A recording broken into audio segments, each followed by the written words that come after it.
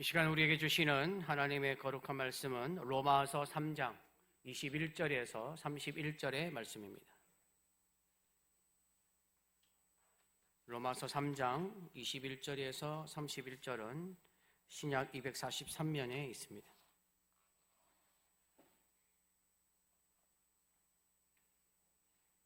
이 말씀을 저와 여러분들이 교독으로 봉독하겠습니다. 로마서 3장 21절에서 31절입니다. 이제는 율법 외에 하나님의 한 의가 나타났으니 율법과 선지자들에게 증거를 받은 것이라.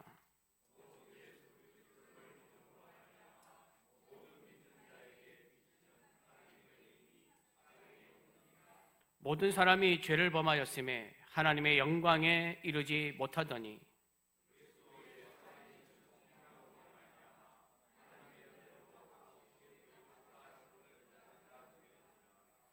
이 예수를 하나님이 그의 피로써 믿음으로 말미암는 화목제물로 세우셨으니 이는 하나님께서 길이 참으시는 중에 전에 지은 죄를 관과하심으로 자기의 의로우심을 나타내려 하심이니.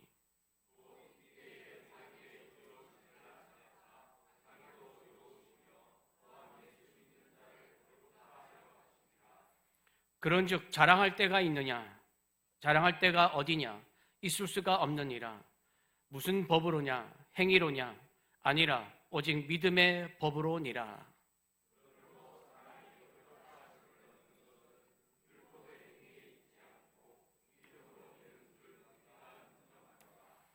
하나님은 다만 유대인의 하나님이시냐?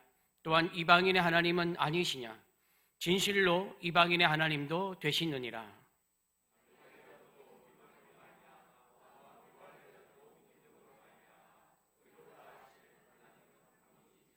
같이요. 그런즉 우리가 믿음으로 말미암아 율법을 파기하느냐? 그럴 수 없느니라. 도리어 율법을 굳게 세우느니라. 아멘. 할렐루야. 주위 분들과 함께 한 번 더 인사하겠습니다. 말씀에 복이 있기를 축복합니다 라고 인사하겠습니다. 예, 말씀에 복이 있기를 축복합니다. 예, 말씀에 복이 있기를 축복합니다. 예. 오늘은 로마서 3장 21절에서 31절 말씀을 가지고 율법 외에 나타나 한 의라는 제목으로 여러분과 함께 말씀을 또 나누도록 하겠습니다. 잠시 광고 드릴 것은 우리 마인드에 보시면 그 스케줄이 나와 있는데 스케줄이 2월 18일 날 휴강으로 되어 있습니다. 그런데 그렇지 않고 구정 연휴인데 수요 예배는 그대로 진행이 됩니다. 그래서 그 일정을 조금 하나씩 땡겨서 그렇게 강의를 하도록 하겠습니다. 우리가 이제 로마서 1장부터 해서 복음이란 무엇인가를 서로 나누었고 또 로마 교회에 있는 문제가 무엇인가, 그리고 바울이 로마 교회에 왜 이 복음이라는 것을 적었나라고 나눈 적이 있습니다. 바울은 유대인 성도와 이방인 성도 간의 갈등이 생긴 로마 교회에 편지를 보냈습니다. 그런데 유대인 성도와 이방인 성도 간에는 신앙적인 문제가 있었다고 말씀을 드렸습니다. 무슨 문제입니까?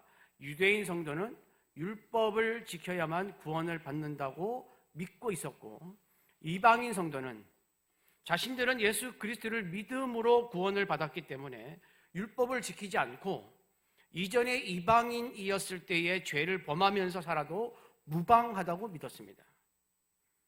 이에 바울은 구원은 복음이신 예수 그리스도를 믿음으로 이루어지는 것이고, 예수 그리스도를 믿는 사람은 하나님의 말씀인 율법으로 살아야 한다는 것을 가르치기 위해서 로마서 1장에서는 복음은 우리 주 예수 그리스도다라는 것을 강조하였습니다.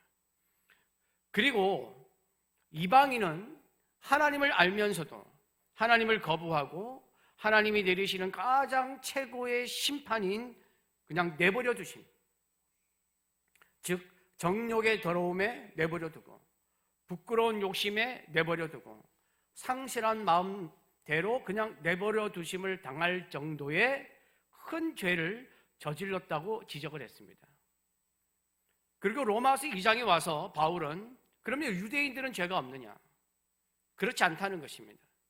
하나님이 율법을 주신 것을 남을 비판하는 용도로 사용하고 율법을 지키면 구원받는다고 생각하는 자신들은 율법을 지키지도 않고 죄를 범하였다고 하면서 유대인이 지은 죄가 무엇인지 또 지적을 했습니다. 그러면서 바울은 로마서 3장에서 유대인이든 이방인이든 우리 인간 모두는 다 죄인이고 율법으로 구원받는 것이 아니라 율법은 죄를 깨닫게 하는 것이라고 강조를 하였습니다. 여기까지가 지난주까지 우리가 함께 살펴본 내용의 요약입니다. 그런데 여러분 여기서 우리가 생각해 볼 것이 있습니다. 한번 잘 들어보십시오. 율법으로는 구원받지 못하는데 왜 유대인은 율법으로 구원받는다고 생각했을까요? 그리고 구약에서 하나님은 이스라엘 백성에게 왜 율법을 주셨을까요? 구원하기 위하여 주셨을까요? 만약에 그렇다면 구약에서는 하나님이 율법을 지켜야 구원받는다고 했는데 신약에 와서 예수님께서 이 땅에 오셨기 때문에 예수님을 믿으면 구원받는 걸로 바뀐 걸까요? 여러분은 어떻게 생각하십니까? 여러분 신약에서는 예수 그리스도를 믿어야 구원받는 것은 확실합니다. 그렇죠?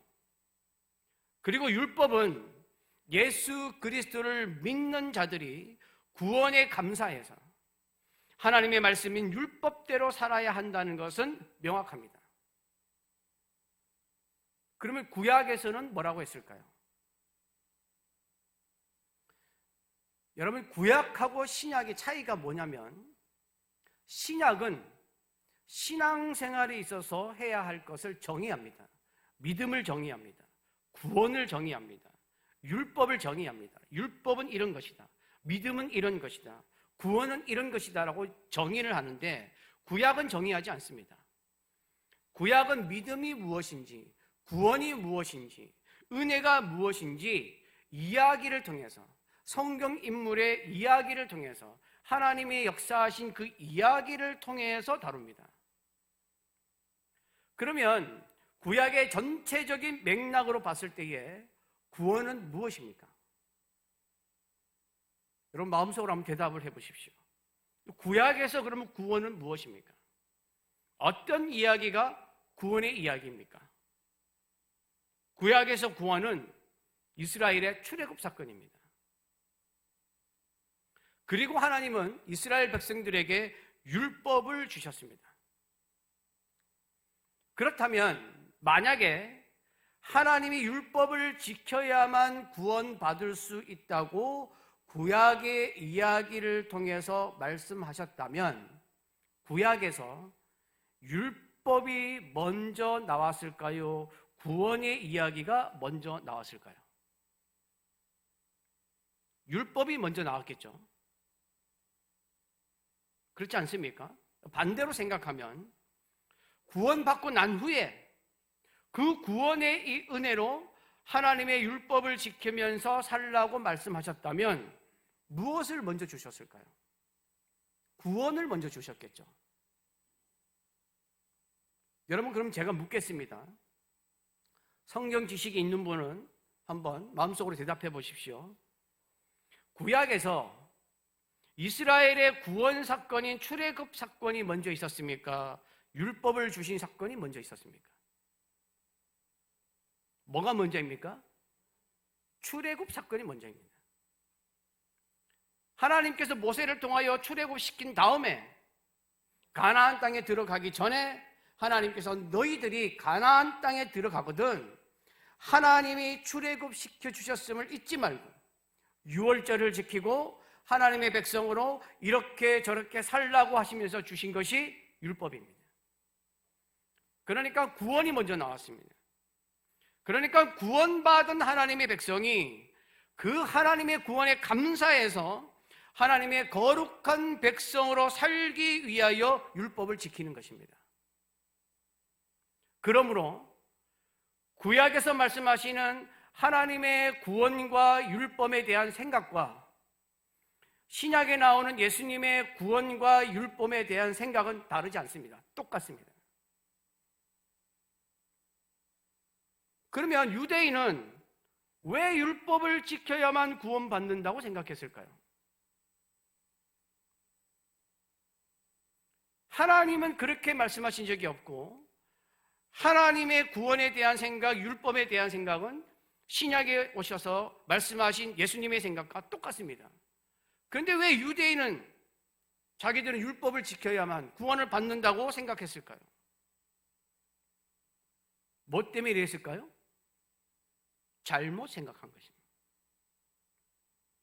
유대인들이 잘못 생각하고 있었기 때문입니다. 하나님의 백성으로 살기 위해서 율법을 지켜야 한다고 생각해야 되는데 반대로 율법을 지키는 것이 하나님께 속하는 것으로 생각했습니다. 이것이 구원과 동일시 되기 시작했습니다. 그리고 시간이 지나면서 율법을 지키는 것이 구원의 조건인 것처럼 되어버렸습니다. 여러분, 이렇게 된 가장 큰 이유가 뭔지 아십니까? 우상 때문입니다. 이스라엘 주변의 고대 근동사회에서 이스라엘 주변 나라들은 대부분 다가 아니고 거의 다 이스라엘 빼고는 전부 다 우상을 섬겼습니다. 우상을 섬기는 자들의 특징이 뭐냐면 내가 신을 향하여 내가 섬기는 우상을 향하여 제사를 드리고 규례를 지켜야만 복과 생명을 얻는다고 생각했습니다. 일명 기브 앤 테이크. 내가 주면 받는다는 거예요. 그래서 이 사람들의 신앙이 뭐냐면 많이 주면 많이 받는다는 거예요. 이스라엘 백성들이 이 우상의 영향을 받으면서 율법을 지켜야만 구원받는다는 생각이 강해질 거예요. 내가 율법을 많이 지키면 하나님께서 내게 더 큰 은혜를 허락하시고 내가 더 큰 구원을 받는다고 생각하는 것입니다. 그래서 이 사람들이 뭘 만들었어요? 자기들이 구전율법을 만들었습니다. 하나님이 말씀하신 것 말고 자기들이 율법을 만들어서 더 지키기 위해서 세부 사항을 만들어서 하나님이 말씀하신 율법 외에 다른 세부 사항을 또 만들어서 그것을 지키게 하고 가르치게 하고 자자손손 그것을 외우게 한 것입니다. 그래서 전통을 만들었습니다. 이 생각이 그대로 이어져서 신약에 와서 로마 지배 시대에 있었던 유대인들도 율법을 철저히 지켜야만 하나님의 구원을 앞당길 수 있다고 믿었습니다.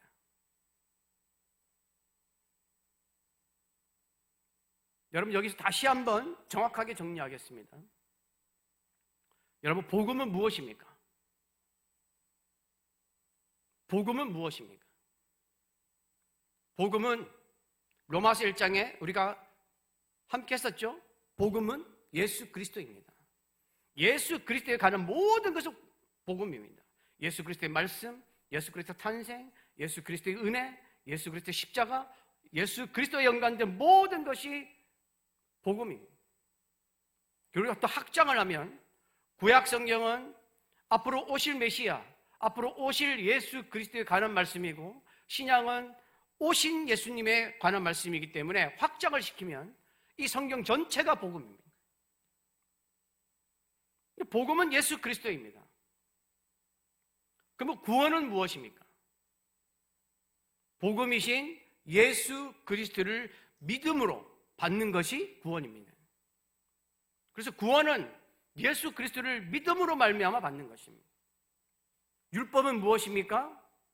우리의 죄를 깨닫게 하는 것입니다. 그리고 율법은 예수 그리스도를 믿는 사람이 우리에게 주신 그 구원에 감사하여 하나님의 말씀에 순종하면서 살아야 하는데 그것이 바로 율법입니다. 정리가 되셨습니까? 이제 제가 질문할 테니까 이제 여러분이 대답하십시오. 여러분, 복음은 무엇입니까? 좀 더 크게요. 복음은 무엇입니까? 구원은 무엇입니까?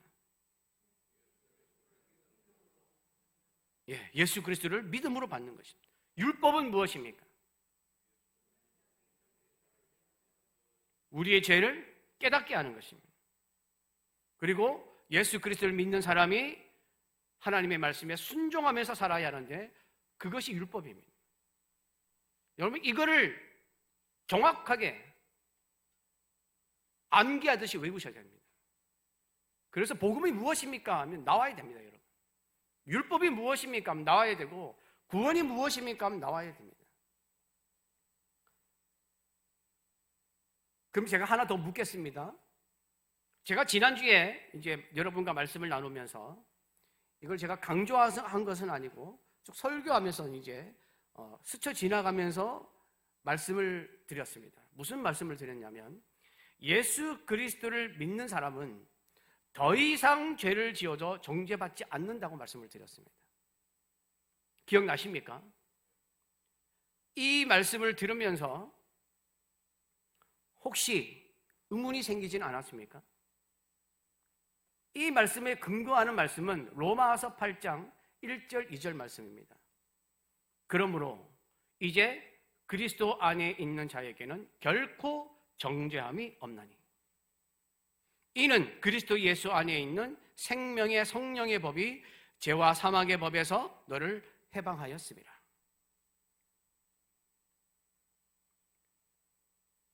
그래서 그리스도를 믿는 사람은 더 이상 죄를 지어도 정죄받지 않는다. 이 말을 듣고 고민되는 분은 없었습니까?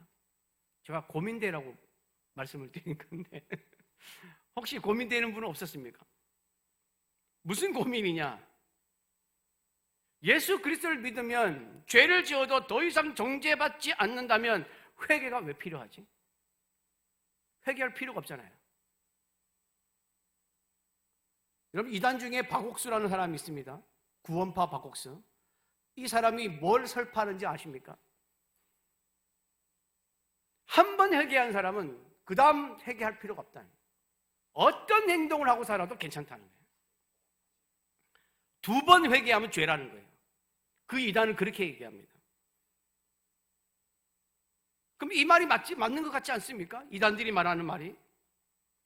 우리가 죄를 지어도 더 이상 정죄받지 않는다면 더 이상 회개할 필요가 없지 않습니까? 우리가 거룩하게 살기 위해서 죄를 생각날 때마다 죄를 회개하고 우리가 예배 드릴 때마다 회개 기도를 드리는데 그거 할 필요가 없잖아요. 여러분, 예수 그리스도를 믿는 사람에게 정죄함이 없다라는 것은 죄가 더 이상 구원 문제에 관여하지 못한다는 뜻입니다. 다시 말씀드리겠습니다. 예수 그리스도를 믿는 사람에게 정죄함이 없다, 죄를 물을 수가 없다는 것은 죄가 더 이상 구원 문제에 관여하지 못한다는 뜻입니다.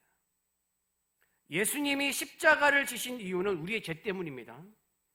그런데 예수님이 십자가를 지시고 3일 만에 부활하셔서 우리의 죄의 문제를 다 해결하시고 우리를 구원하셨습니다. 그래서 회개하고 예수 그리스도를 믿으면 구원받은 것입니다. 예수 그리스도를 믿는 사람은 구원을 받았기에 더 이상 죄가 구원 문제에 관여할 수가 없습니다. 그다음 우리가 예수를 믿고 난 다음에는 죄를 지었기 때문에 구원받지 못한다라고 할 수 없다는 것입니다. 그래서 정죄함이 없는 것입니다. 그런데도 우리가 죄를 짓습니까? 안 짓습니까? 짓습니다. 그래서 이 죄는 뭐로 해결합니까? 회개로 해결하는 것입니다. 쉽게 말하면 여러분, 예수 그리스도를 믿고 구원받은 사람은 세례를 받습니다. 세례를 받으면 세례 교육할 때 뭘 얘기하냐면 세례는 죄 씻음을 받은 표입니다. 세례는 하나님의 자녀가 되었다는 표시입니다. 그것을 얘기합니다. 예수 그리스도를 믿으면 하나님의 자녀가 됩니다. 하나님의 자녀가 죄를 지으면 하나님이 너가 하나님의 자녀인데 그렇게 살면 되겠냐? 라고 말씀하실 때에 하나님 아버지 잘못했습니다. 하나님의 자녀답게 살겠습니다. 용서해 주십시오. 회개 기도로 끝나는 것입니다. 이게 예수 그리스도를 믿은 자들의 회개입니다. 죄를 지었다고 다시 구원받아야 되나? 그건 아니라는 것입니다. 그래서 우리 죄의 모든 해결은 누가 하시느냐? 예수 그리스도께서 하시는 것입니다.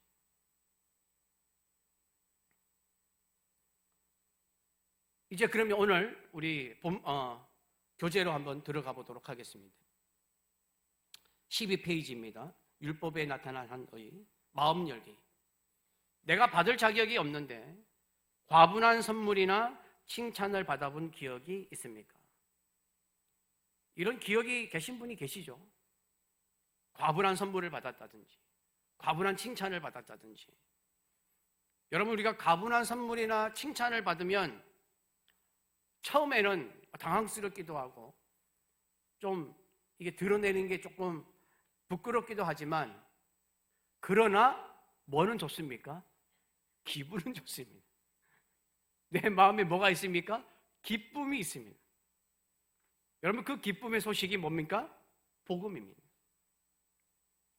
이 복음은 하나님이 우리에게 최고의 선물을 주셨다는 소식입니다. 그 선물이 바로 무엇입니까? 예수 그리스도입니다. 예수 그리스도에 인하여 죄를 용서받고, 예수 그리스도에 인하여 구원받고, 예수 그리스도로 인하여 하나님의 자녀가 되고, 예수 그리스도에 인하여 하나님과 관계가 올바르게 되고, 예수 그리스도로 인하여 우리의 기도를 들으시고, 예수 그리스도로 인하여 우리에게 은혜가 있고, 예수 그리스도로 인하여 우리에게 평강이 찾아오고, 예수 그리스도로 인하여 우리에게 힘이 되고, 예수 그리스도로 인하여 우리에게 능력이 생기고, 예수 그리스도로 인하여 영생이 주어지고, 예수 그리스도로 인하여 복 있는 자가 되는 것입니다. 그래서 예수 그리스도는 복음입니다.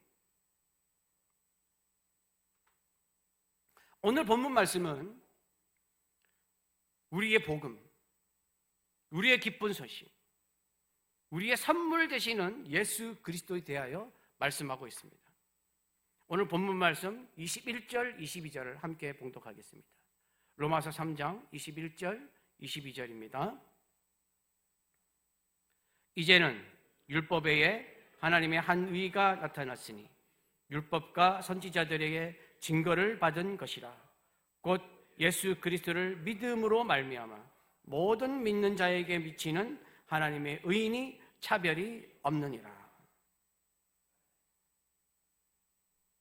오늘 본문 말씀은 로마서 전체에서, 우리가 지금 이제 이 성경 공부를 하는 제목이 복음의 정수인데, 이 본문 말씀이 로마서 전체의 복음의 정수를 압축한 핵심 본문입니다.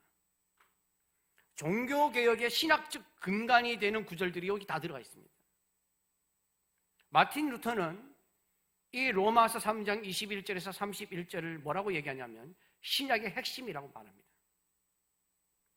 복음의 가장 순수한 요약이라고 평가합니다. 복음이 절정이 되는 부분이 바로 이 부분입니다. 그럼 본문을 살펴보겠습니다. 지난 시간에 살펴본 것처럼 율법으로는 사람의 죄를 해결할 수가 없습니다. 하나님의 백성으로 살아가라고 하나님이 백성을 위하여 주신 율법은 죄를 깨닫게 하는 것입니다. 그렇다고 해서 율법 때문에 사람의 죄가 늘어나는 것이 아닙니다. 예를 들어서 나는 10가지 죄를 지었는데 율법 때문에 100개가 됐어. 그런 것이 아닙니다. 왜냐하면 인간 내면 속에 감추어졌던 있는 죄가 율법 때문에 수면 위로 떠오른 것입니다. 없던 것이 생긴 것이 아니라 감추어져 있던 것이 나타난 것입니다. 율법은 하나님의 백성이 살아가기 위하여 주신 기준이기 때문에 이 기준을 벗어나면 위반 행위가 되는 것입니다.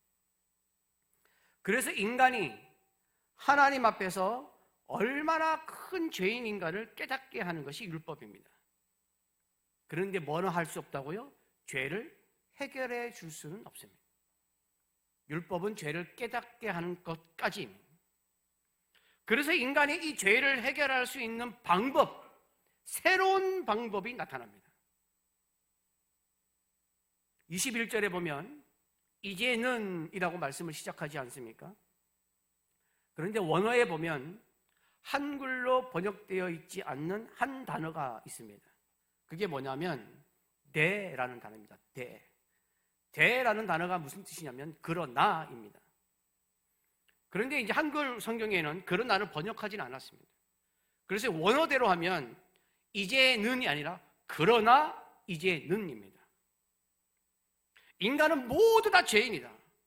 그런데 율법으로는 의롭다 하심을 얻을 육체가 없고 율법으로는 죄를 깨닫게 할 뿐이다. 그래서 율법으로는 죄에서 구원을 받을 수 없다. 그러나 이제는 이렇게 되는 것입니다. 그러나 율법으로는 죄를 깨닫게 할 수밖에 없고 우리는 다 죄인인데 그러면 어떡하지? 그러나 이제는 율법 외에 우리를 구원할 수 있는 방법이 나타났다는 것입니다. 그것이 바로 뭡니까? 하나님의 의입니다. 하나님의 한 의가 나타났다는 것입니다.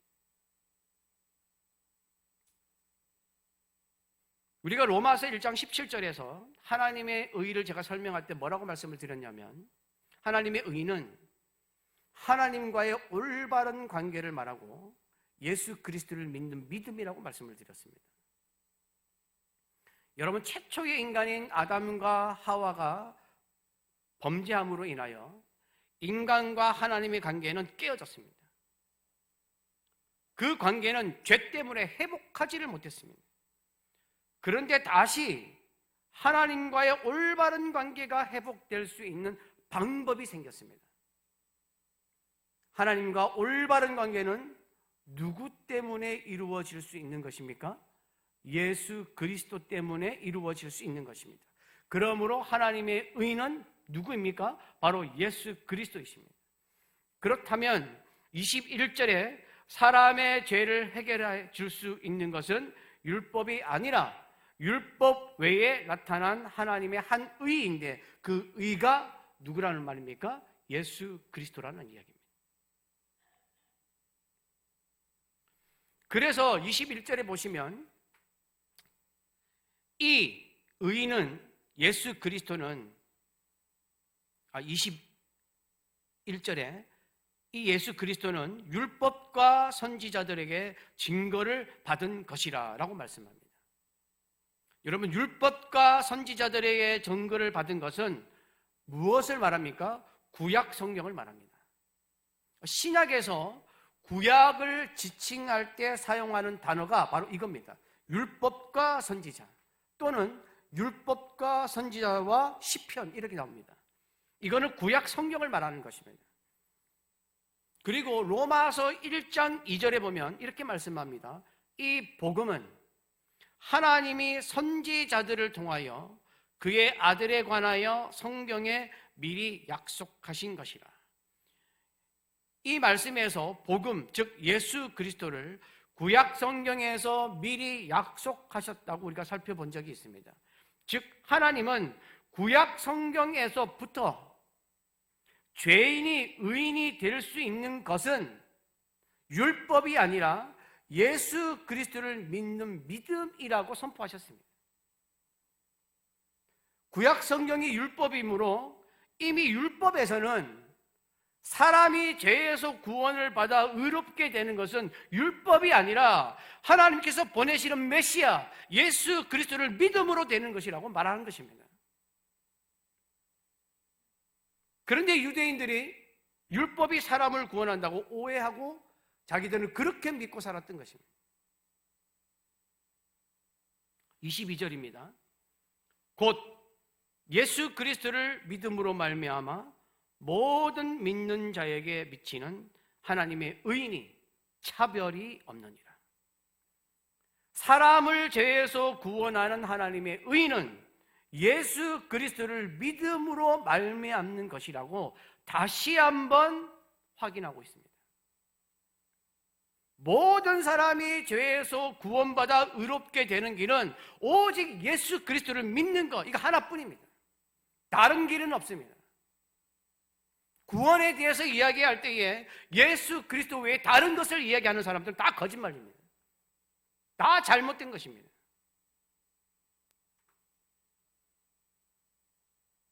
갈라디아서 1장 7절입니다. 함께 봉독하겠습니다. 다른 복음은 없나니 다만 어떤 사람들이 너희를 교란하여 그리스도의 복음을 변하게 하려 함이라.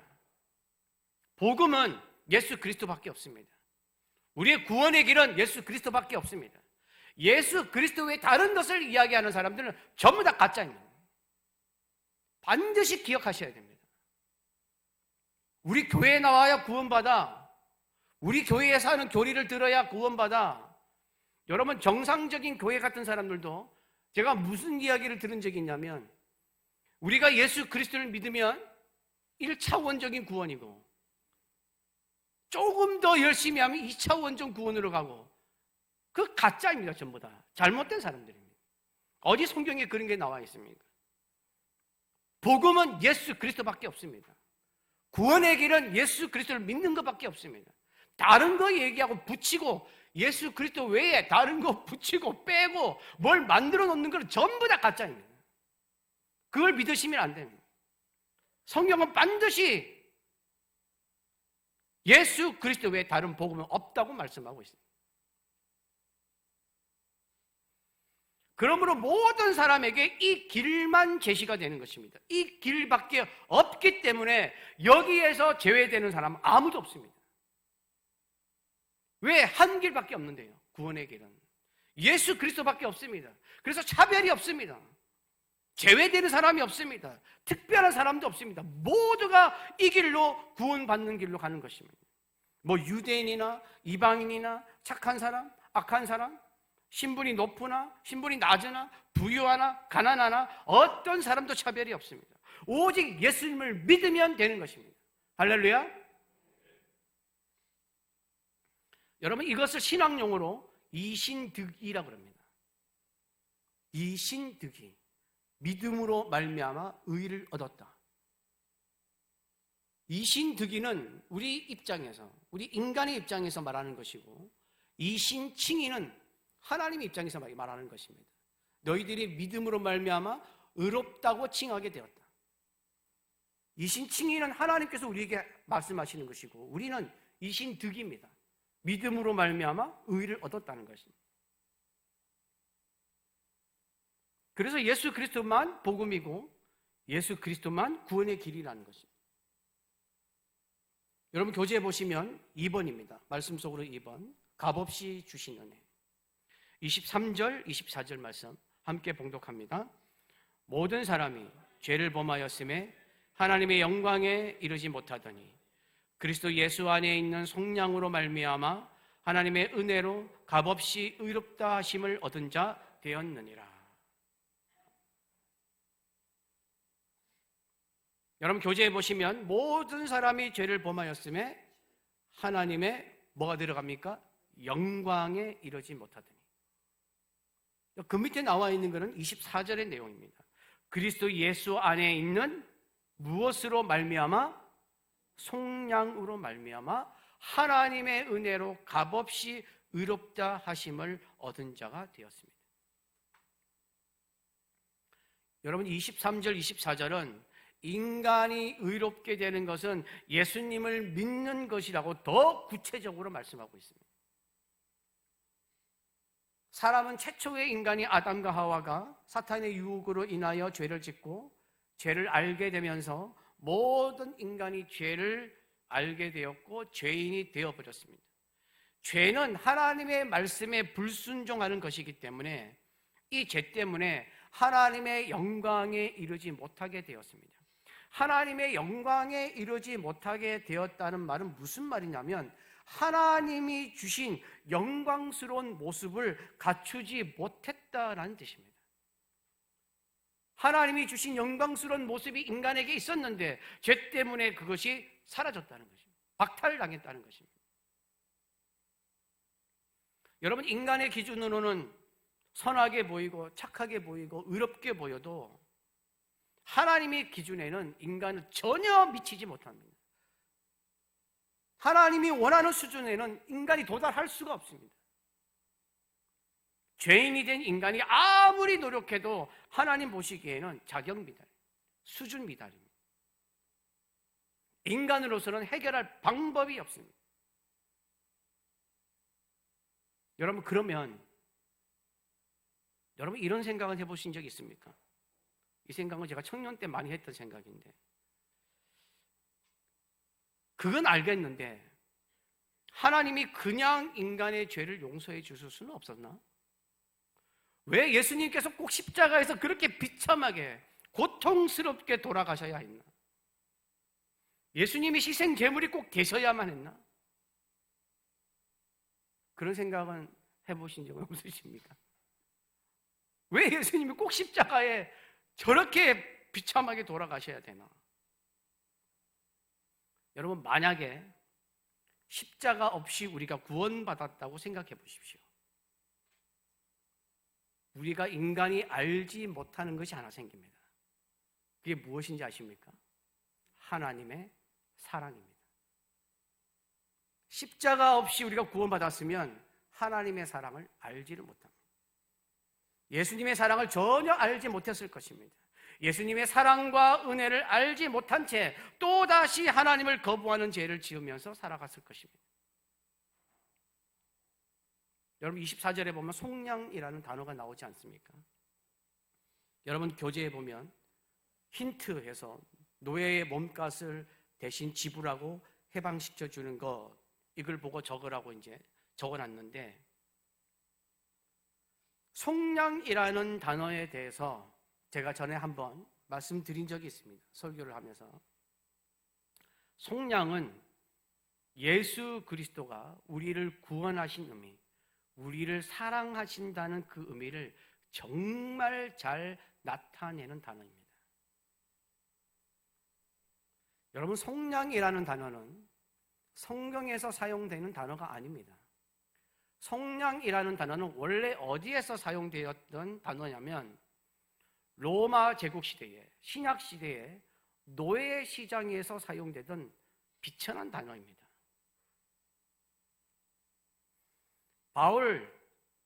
사도 바울이 있었던 당시, 그때는 노예 시장이 굉장히 활발할 때였습니다. 왜냐하면 당시에는 전쟁이 많았기 때문에 전쟁에서 패한 나라의 백성들을 끌고 와서 노예시켰습니다. 그리고 가정 형편이 너무 어려우면 돈을 얻고 가족의 일원을 노예로 팔 수밖에 없었습니다. 그런데 이렇게 노예가 된 사람은 사람 취급을 안 합니다. 가축에 해당하는 그냥 물건처럼 취급해 있습니다. 그래서 노예는 가축법이 적용되는 비참한 인생입니다. 당시에 요일마다 다양한 노예를 팔았다고 되어 있습니다. 예를 들면 월요일에는 남자 노예, 화요일에는 여자 노예, 수요일에는 어린 노예, 목요일에는 건장한 노예, 금요일에는 여러 가지 노예 등급을 매겨놓고 요일마다 다양한 형태로 노예를 사고 팔았습니다.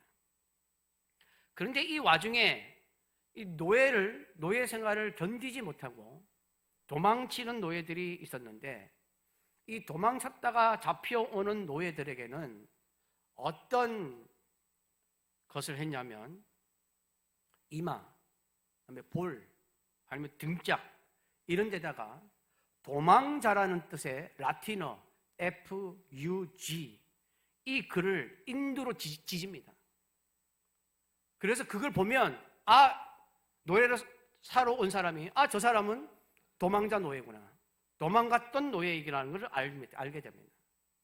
그러면 이 노예는, 도망갔다가 잡혀온 노예는 굉장히 헐값에 팔립니다. 왜냐하면 또 도망갈 수 있기 때문에, 또 말썽을 부릴 수 있기 때문에. 그래서 이 노예들의 목에는 가격표가 항상 걸려 있었는데, 예를 들어 노예들이 10만 원이다 그러면 도망갔다 온 이 잡혀온 노예는 10,000원, 2만 원의 취급을 당하는 것입니다. 그런데 도망자 노예들은 한 달이 가고 1년이 가도 잘 안 팔립니다. 왜냐하면 또 말썽을 부릴까 봐 사가지 않는 것입니다. 그런데 노예가 팔리지 않는 노예는 너무 괴롭습니다. 왜냐하면 사람 취급을 하지 않고 가축법에 의해서 관리를 하기 때문에, 정말 여러분 동물도 학대하면 동물 학대라고 뭐라고 하는데,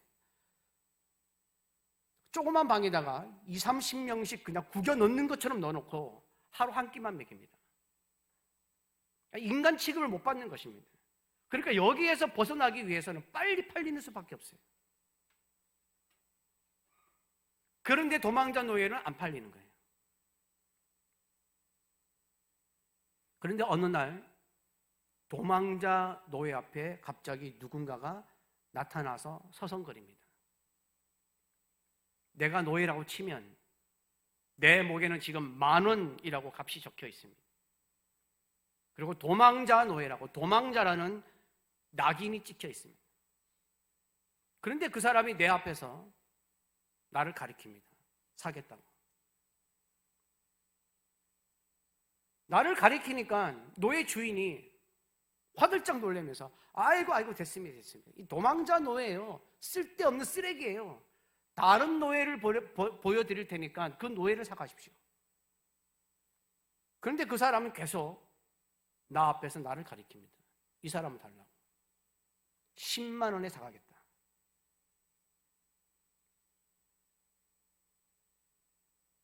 죗값을 다 지불하고 도망갔다 잡혀온 나를 사겠다는 것입니다. 이게 속량입니다. 자격도 없고 값어치도 없고 낙인 찍혀 있는 나를 거기에서 나오게 하려고 사주는 것, 그것이 속량입니다. 그 노예를 사려고 핏값을 지불하신 분이 예수 그리스도이십니다. 사람들은 그것을 보고 수군거립니다. 저런 도망자 노예한테 자기 피 같은 돈으로 죗값을 지불하다니 미친 거 아니야?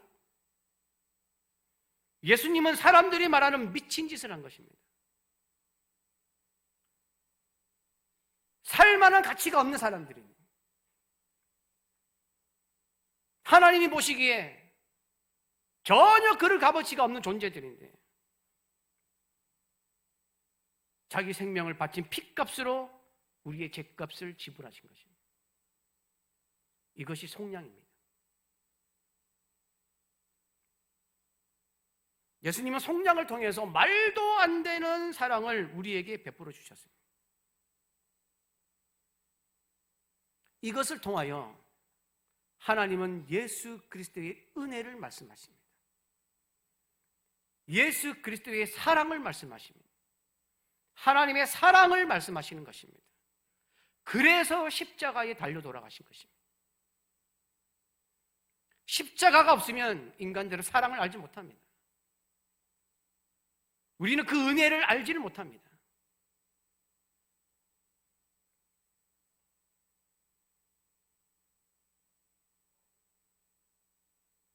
하나님의 은혜로 값없이 의롭다 하심을 얻게 되었다는 것을 십자가로 통해서 알게 하신 것입니다. 세 번째입니다. 3번, 오직 믿음의 법. 27절, 28절 말씀입니다. 함께 봉독합니다. 그런즉 자랑할 때가 있느냐? 있을 수가 없느니라. 무슨 법으로냐? 행위로냐? 아니라 오직 믿음의 법으로니라. 그러므로 사람이 의롭다 하심을 얻는 것은 율법의 행위에 있지 않고 믿음으로 되는 줄 우리가 인정하노라. 사람이 의롭다 하심을 얻은 것은 율법의 행위에 있지 않고 뭐로 된다고요? 믿음입니다.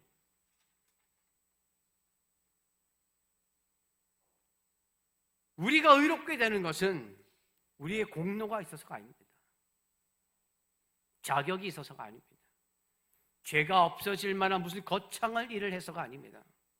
속량입니다.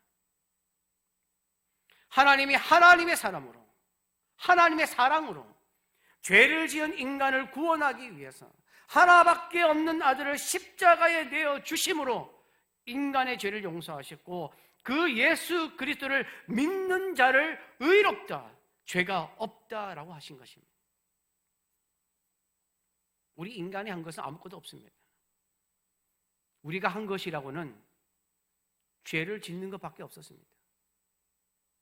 예수님의 은혜와 하나님의 사랑으로 베풀어 주신 것입니다. 그러므로 우리가 죄인에서 의인이 되고 의롭게 된 것은 자랑할 것이 없습니다.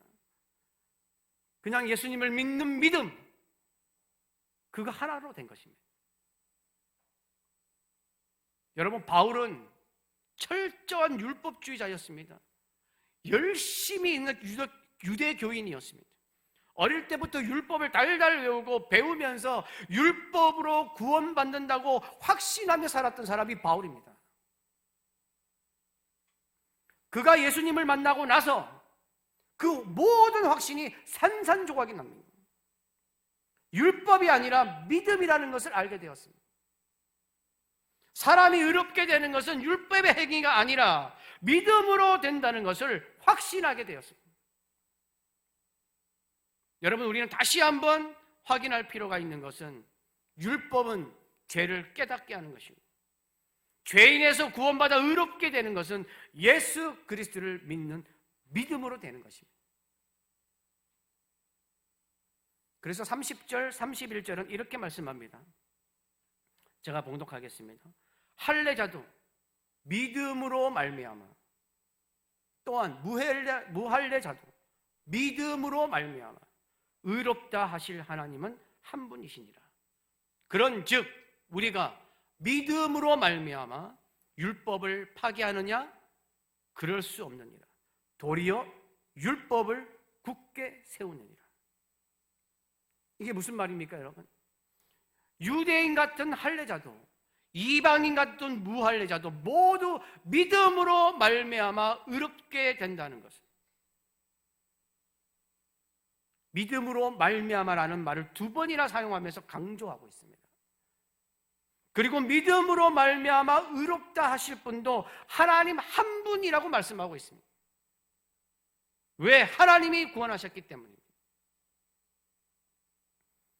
우리를 구원하시는 분도 하나님 한 분이시고, 우리가 믿어야 할 분도 하나님 한 분이시고, 우리를 의롭게 하시는 분도 하나님 한 분이십니다. 다시 한번 말하지만 율법은 죄를 깨닫게 하고, 죄를 깨달은 죄인은 예수 그리스도를 믿음으로 의롭게 되는 것입니다. 그리고 믿음을 가진 그리스도인은 하나님의 말씀인 율법을 파기하는 것이 아니라, 없애는 것이 아니라 예수 그리스도를 믿었기 때문에 이제 예수 그리스도를 믿음으로 말미암아 구원을 얻은 그 사랑에 감사해서 율법을 지키고 순종하면서 굳게 세워야 하는 것입니다. 그래서 율법은 구원받는 것이 아니라 예수 그리스도를 믿는 자가 지키면서 살아야 하는 것입니다.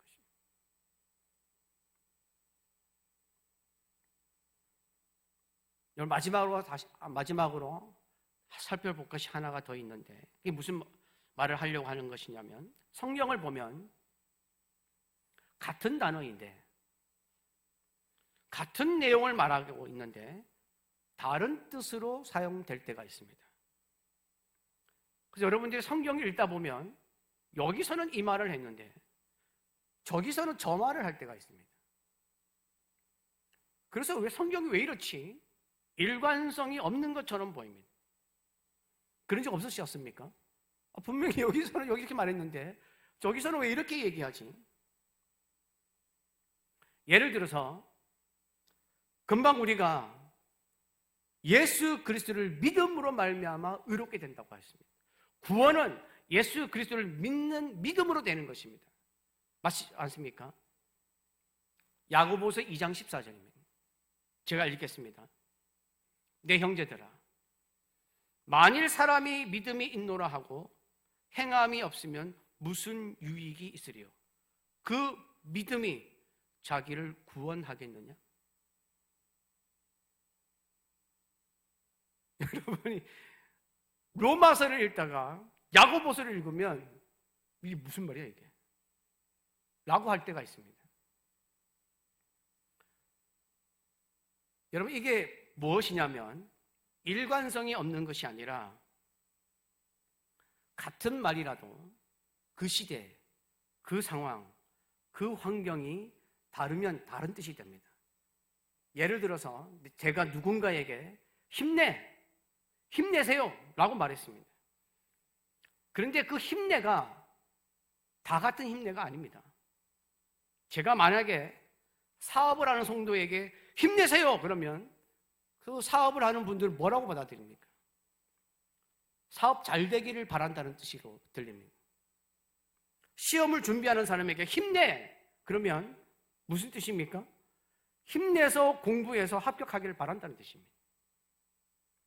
어려움에 처한 사람에게 힘내라고 얘기하면 무슨 뜻입니까? 잘 극복하고 일어서 이런 뜻입니다. 저는 그런데 한 단어만 얘기했습니다. 힘내. 받아들이는 사람은 달라지는 것입니다.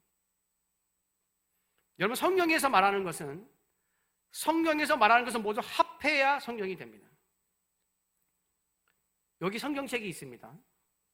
성경책이 있는데 제가 성경책을 이런 거야 라고 설명을 했습니다. 성경책입니다. 여러분들은 성경책이 이런 것이라고 들었습니다.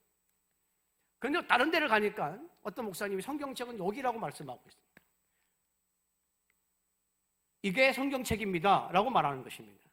여러분 틀렸습니까? 아닙니다. 성경책에 대해서 얘기하고 있습니다. 그런데 다른 사람은 다시 이게 성경책입니다 라고 얘기합니다. 다 성경책에 대한 얘기인데 자기가 보는 관점에 따라서 모양이 달라졌습니다. 그럼 성경에서 말하는 성경책은 이걸 다 합해야 성경책이 되는 것입니다. 이면도 성경책이고요. 이것도 성경책이고요. 이면도 성경책입니다. 이것을 다 합치면 온전한 성경책이라고 얘기하는 것입니다. 무슨 말인지 이해 가십니까? 야고보서에서 행함이 있어야 구원을 받는다. 행함이 있어야 된다고 얘기하는 것은 무슨 말이냐면 우리가 조금 전에 말씀을 살펴봤습니다. 우리는 예수 그리스도를 믿음으로 말미암아 구원받는 것이고 이 구원받은 사람이 하나님의 주신 그 구원에 감사해서 하나님의 말씀을 이 율법을 지키면서 살아야 하는 것입니다. 하나님의 말씀을 행하면서 살아야 하는 것입니다. 야고보서는 뭐라고 얘기합니까? 행하면서 살아라고 얘기하는 것입니다. 그래서 야고보서랑 로마서를 합해야 믿음의 본체가 드러나는 것입니다. 이해가 가십니까? 그래서 성경에는 이런 말을 하고 저런 말을 하는 것이 아니라 이 의미를 다 합쳐야 하나의 하나님이 말씀하시는 뜻이 나온다는 것입니다. 이거를 말씀을 드리는 것은 이제 우리가 예수를 믿음으로 말미암아 구원받는다는 것을 이야기할 때에 야고보서를 읽는 사람은 부딪힌다고 생각하기 때문에 말씀을 드린 것입니다. 성경은 종종 이런 내용이 나옵니다. 그래서 이거 다 합쳐야 하나님의 말씀하시는 뜻이 나온다는 것을 말씀을 드립니다. 삶의 적용입니다. 나의 구원이 나의 노력이나 공로가 아닌 전적인 하나님의 선물임이 믿어지십니까? 이 사실이 오늘 내 삶에 주는 자유함은 무엇입니까? 여러분 각자가 한번 생각해 보십시오. 우리가 구원받은 것은 하나님의 선물입니다. 예수 그리스도를 믿기만 하면 구원을 허락하여 주시고 하나님의 자녀가 되게 하시고 영생을 허락하시고 생명을 주십니다. 이 사실이 여러분에게 어떤 자유함을 줄 수가 있을까요? 여러분 세상은 성공주의입니다. 결과주의입니다. 과정을 중요하지 않습니다. 결과만 봅니다. 정말 과정에서 열심히 노력하고 정말 열심히 했는데 탈락하면 탈락한 인생이라고 얘기합니다. 그러나 하나님은, 예수 그리스도께서는 그렇게 말씀하시지 않습니다. 결과가 너의 인생이라고 말하지 않습니다. 왜? 구원도 은혜로 주셨기 때문에. 물론 우리가 인생을 살아가면서 우리가 해야 될 것이 있죠. 노력해야 되는 것도 있죠. 최선을 다해야 되는 것도 있죠. 그러나 모든 결과와 모든 과정에서 은혜를 주시는 분은 하나님이십니다. 이것을 우리는 인정하면서 살아야 됩니다. 세상 것을 자꾸 보게 되면 자꾸 세상의 기준에 우리는 빨려 들어갑니다. 나의 구원, 나의 이 구원이 나의 노력이나 공로로 된 것이 아니니 하나님이 주신 선물이고 하나님이 주신 은혜라는 것을 기억하면서 생명까지 내어주신 그리스도께서 우리에게 무엇을 못 주시겠습니까? 그러므로 우리는 모든 것을 주님께 맡기며 살아가는 자가 되어야 할 줄 믿습니다. 여러분의 삶이 항상 하나님을 바라보며 나를 속량하신, 나에게 은혜를 주신, 값없이 핏값을 지불하신 예수님께 있다는 것을 기억하며 그리스도를 붙잡고 살아가는, 그리스도를 믿음으로 살아가는 여러분들이 되시기를 간절히 바랍니다. 찬양하고 한번 기도하겠습니다.